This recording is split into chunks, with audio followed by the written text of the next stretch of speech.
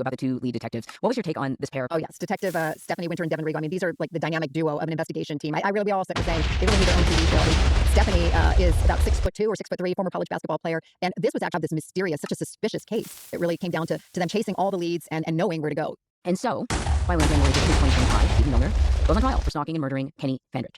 But as we pointed, not to mention past orders of protection that proved that Stephen Milner had been stalking Kenny Fandrich and Tanya, and that there had been a history there between them. They did have DNA as well. You know, Stephen Milner's DNA was on Kenny Fandrich's hands, so that was crucial as well. So, of course, Milner has an explanation. All he needed to do was to convince one juror. Clearly, the jury didn't buy his self-defense defense. Stephen Milner found guilty of murdering Kenny Fandrich and also found guilty of multiple stalking charges. He was sentenced to life in prison with the possibility. He's been tracking Stephen Milner. They would have seen there's about a 45-minute drive where he's going back and forth from Oregon City to Hillsborough, tracking Kenny Fandrich and following him as he went to work. How is Tanya doing today?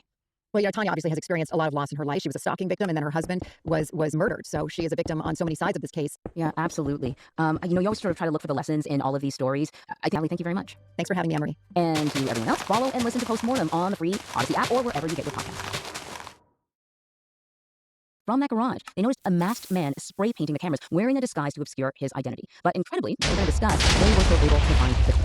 So joining me now to discuss this is 48 Hours correspondent. Now, this is where he's been working as a contract pipe fitter. Now, you actually went to the garage, and I just want to get a sense of just how big is the garage? What was it like there? How many cameras are we talking about? Was it like finding a needle in a haystack? You know, this is actually almost the opposite of a needle in a haystack. When you think about it, I mean, this is a huge tech company, Intel. We're talking.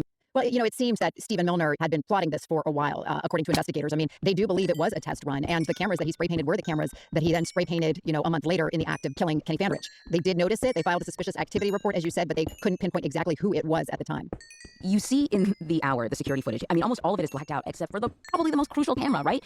There's one camera where he spray paints almost all of it. There's probably like 1/10 at the top where you can actually see what's happening. And because of that little slip up, investigators were able to identify what they believe was the scene of the murder, right? It's this maroon minivan. Yeah, you know, that 1/10 of a slip up, as you said, was huge for the investigators because with that, they were able to see that maroon minivan just kind of making its way through the parking garage. Now, keep in mind as well, though, that they did have other security cameras all the way through. So as the minivan was making its way up, it was tracked throughout with other cameras that had not all been spray painted. That said, though, they were never really able to see the driver or to identify